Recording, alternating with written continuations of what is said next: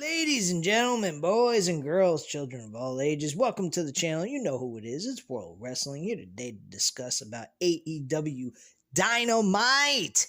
June 29, 2022 review, Blood and Guts. And yes, folks, we had a lot of blood on this show for the Blood and Guts match. Every member on each team's forehead was bleeding. Almost everybody. I mean, this was a war. This was better than last year's, hands down, no question. No abnormal, defect or mistakes or botches made by AEW production. They did an excellent ending here with a cliffhanger with Claudio and Eddie Kingston possibly, maybe feuding with each other later on in the future. Who knows with that? But Kingston was a little upset about the ending. He wanted to inflict more pain on Chris Jericho. Claudio had one of the members from the JAS Society in a sharpshooter, and he was trying to end the match and win the match for his team. That's 2 wins under his belt after 1 week of being in AEW. Debuting on the pay-per-view Forbidden Door, and then also winning this match as well for his team. I didn't figure he was going to win this match. I thought he was going to be a very good asset in the match, but not actually win. I was a bit surprised by that.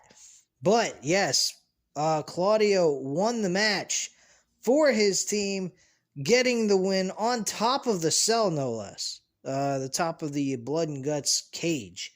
And man, was this a fucking war, man.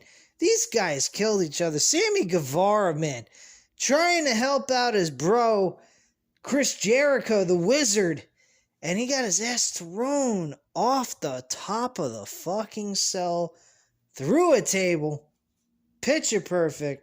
They had padding underneath, of course, but you couldn't see the padding as well as you did last year's match. And kudos to them for doing such a excellent job on that. They made for the mistake they made from last year. They made up for it.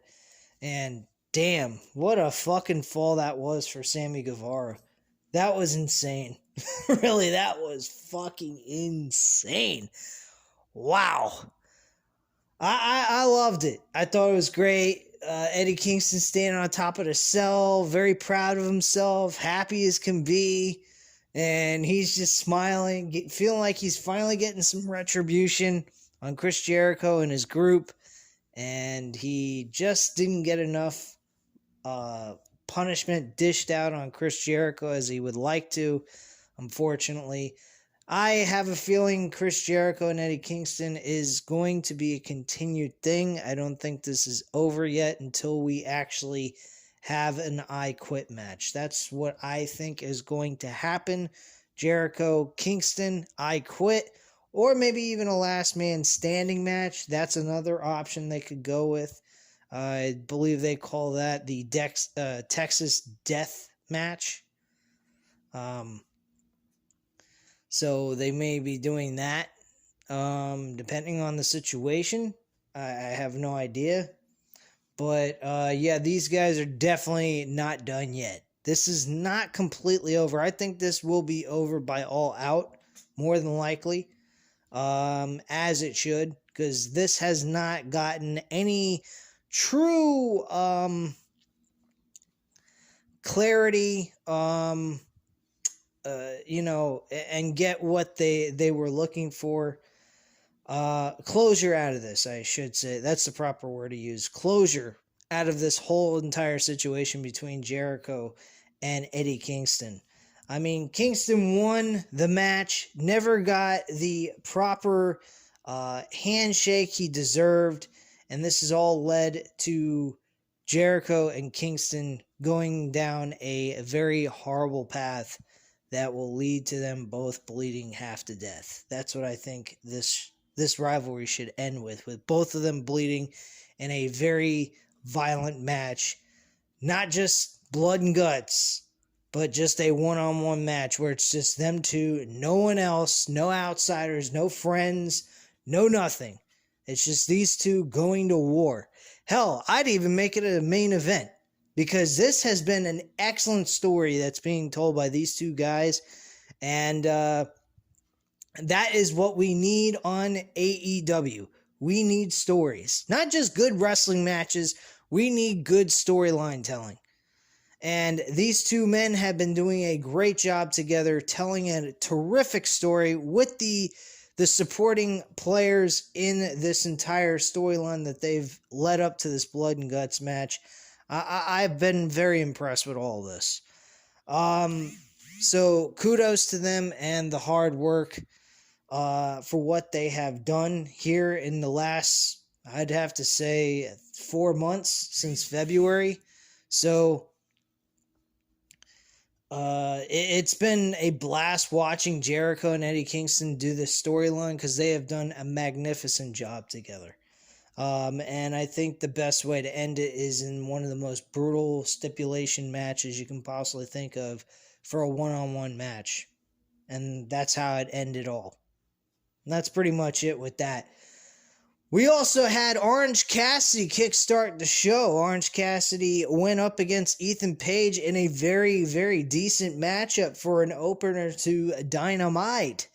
And Ethan Page lost to Orange Cassidy. Orange Cassidy getting that revenge loss, evening everything out for himself. I mean, granted, he was going to lose that match to Will Ospreay because it was for a New Japan Wrestling World Championship. Oh, the U.S. Championship, I should say. So I can understand why Orange Cassidy was going to lose that match anyway. But Orange Cassidy here had a good match with Ethan Page. Ethan Page worked very well with Orange Cassidy. These guys blended very well together. No complaints coming out of me. Orange Cassidy wins the match. The beginning of the match, Dan Lambert requested the best friends Trent Beretta and Chuck Taylor. Chuck Taylor was finally back. We haven't seen Chuck Taylor in a long while. We've seen Rocky Romero team with Trent Beretta, his former tag team partner from New Japan Wrestling. So now Chuck Taylor is back. The best friends are all back together. And they were requested to leave ringside, and Dan Lambert was the only one allowed to be there, which made absolutely no sense to me. That was one logic gap that took place in this match that I did not like. I thought this kind of sucked with that one little segment because the referee should have looked at Dan Lambert and said, okay, you want them gone, then you got to go too. But none of that took place. Only the best friends were requested to leave, and that was it. Excuse me. So Dan Lambert tried to get in the middle of this match as well. He had some orange juice, by the way, which is ironic. Go figure that he brought the orange juice. There was a good reason. Orange Cassidy was going to use it. So he grabbed the orange juice from Dan Lambert, took a swig of it, but did not swallow it. He did a Superman punch to Ethan Page and then spit into Dan Lambert's face with the orange juice, and then went ahead and focused his attention back onto Ethan Page, and did another Superman punch to finish out this matchup and got the victory at the end of the day. Great matchup by these two guys. Once again, excellent match. Following that, we had Christian Cage. Yes, Christian Cage extended more commentary about Jungle Boy's family. I think this was kind of pushing the envelope a little bit too much. Wasn't as good as the last promo. I think he was kind of overcompensating on this by saying that his whole family should be dead. And then he went ahead and cut into maybe not everybody, but his mom should be the only one alive. And then he put his hand over the microphone and he said, call me, and gave a signal of like a phone over his mouth or some shit. I'm like, really? Seriously? That was just over compensating yourself, man. That was just retarded. I didn't really think that really helped him out in any way.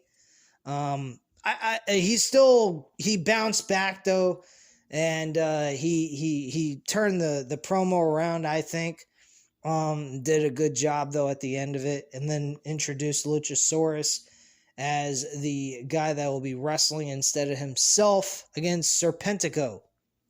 This match was very quick. It was a squash match. Serpentico lost in like less than a minute, and Luchasaurus won by submission, and that's how that match ended. Afterwards, Serpentico suffered more attacks by Luchasaurus and Christian Cage. So Christian Cage is in the ear of Luchasaurus. How this plays out, I'm not sure. I think this is going to lead to Jungle Boy having to feud with his own partner. And then eventually, after he gets past his own partner at All Out, I think they will do Christian Cage versus Jungle Boy at the pay-per-view of All Out. That's how I think this is going to work. So throughout the remaining months leading to All Out, we're going to have Jungle Boy and Luchasaurus just feud against each other. They're going to have a match, and then this is going to lead to Christian Cage facing Jungle Boy at All Out on September 4th. So that's the way I kind of see how this is playing out. From there, we actually had a backstage segment with Wardlow and Scorpio Sky, the TNT World Champion. This is actually a build. This whole entire segment was built around the idea of setting up a match for these two to face each other next week for the TNT Championship in a street fight. So this should be very interesting on Dynamite next week. I think this possibly will be the main event. Who knows on that? We'll have to see when it happens. But yeah, there was no altercation. There was nothing allowed backstage. There was a request that there was no physical altercation with the two. So that was honored in this segment. And that's basically how the whole thing ended. And Wardlow's attitude is it don't matter one way or another. At the end of the day, he's going to beat his ass and take home the TNT Championship where it belongs. And that's basically how that segment ended. All right, next up, we actually had a match, a six-man tag team match with Danhausen and FTR against the Ass Boys, which is Austin and Colton Gunn, with Max Caster. This was a very plain, it wasn't nothing really all that truly exciting. FTR team with Danhausen, I don't know how to look at it. They look great with those tag team titles, with them draped in tag team title gold. I think they look great. They look like true tag team champions, and at this point, I honestly think it's time to put those AEW World Tag Team titles on them by All Out. Hands down, I think that is very important to do, and I hope that that's something TK thinks about doing by All Out. Hopefully that's the direction they go. Yeah, Danhausen went ahead and picked them as his tag team partners. Very smart move by Danhausen, though. I'd have to give him credit on that. Picking the best tag team right now in AEW outside of the Young Bucks, carrying the AEW World Tag Team titles. But yeah, this match was, it was okay. It was nothing special about it. Anthony Bowens magically was healed with his knee. He got out of his wheelchair. He tried to use a crutch to hit Danhausen. I think it was Danhausen or one of the FTR members. And he accidentally hit, I think it was Austin Gunn in the face with the crutch. And Danhausen went for the pinfall and got the 1-2-3. After the match was over, the Ass Boys, the Gunn brothers, were a bit upset about Anthony Bowens doing what he did and getting involved in this matchup. And Billy Gunn, their father, got upset with them and shoved them both out of the ring and was more concerned about the Acclaim than about his own sons. This is a very odd situation that TK is developing here in this story. I'm not quite sure why he would split the father and son's duo, but apparently that's what they're going with.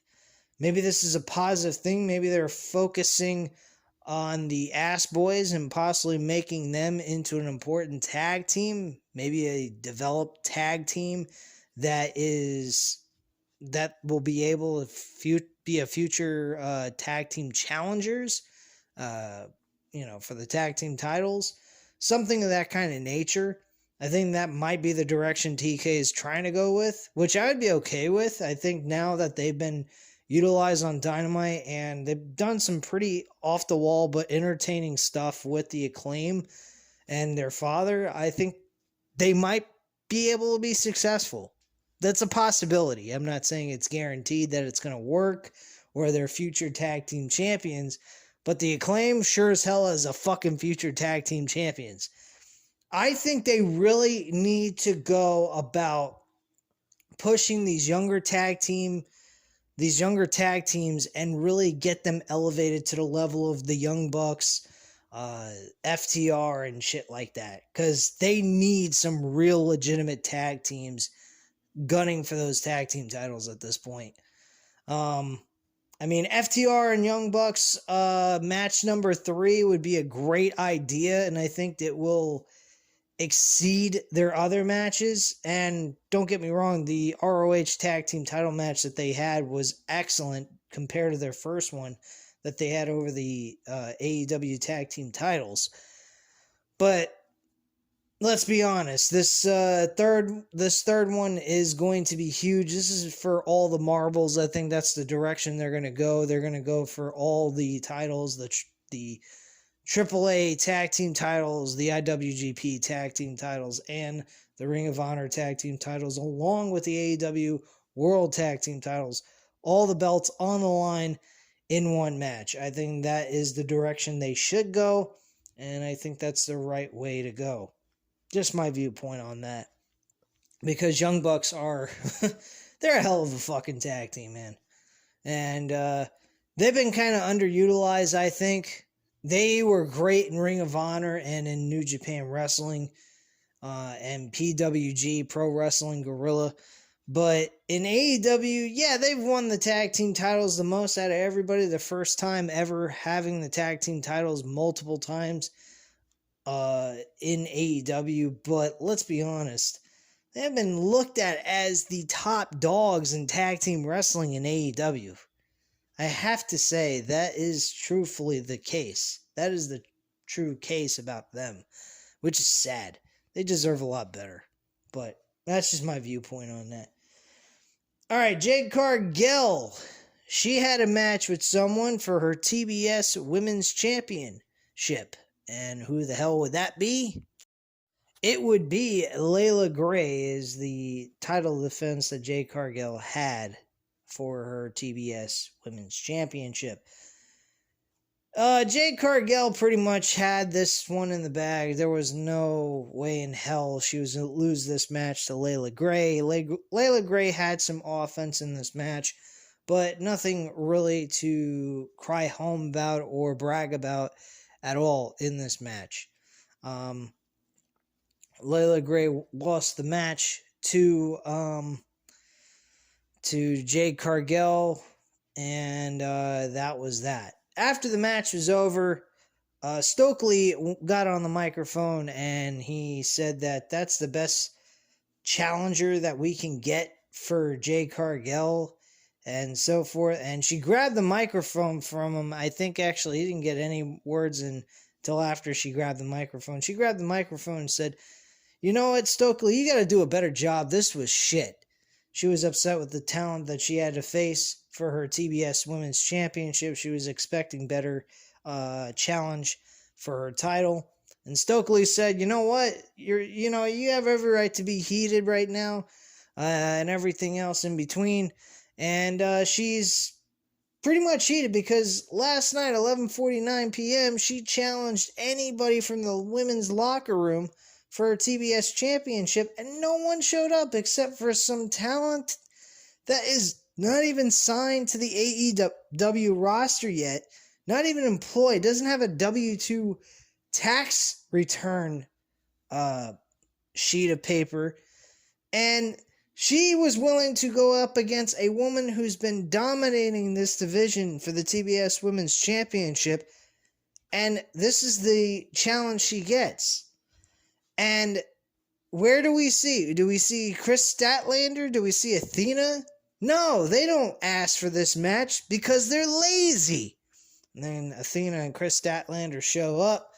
They start beating the hell. They try to get in on Jade Cargill and Kiera Hogan. And then Layla Gray shows up out of nowhere because she was talked to by Stokely on the outside of the ring while Athena and Chris Statlander were attacking Jade Cargill. And apparently Stokely wants to hire her as the new baddie in the group.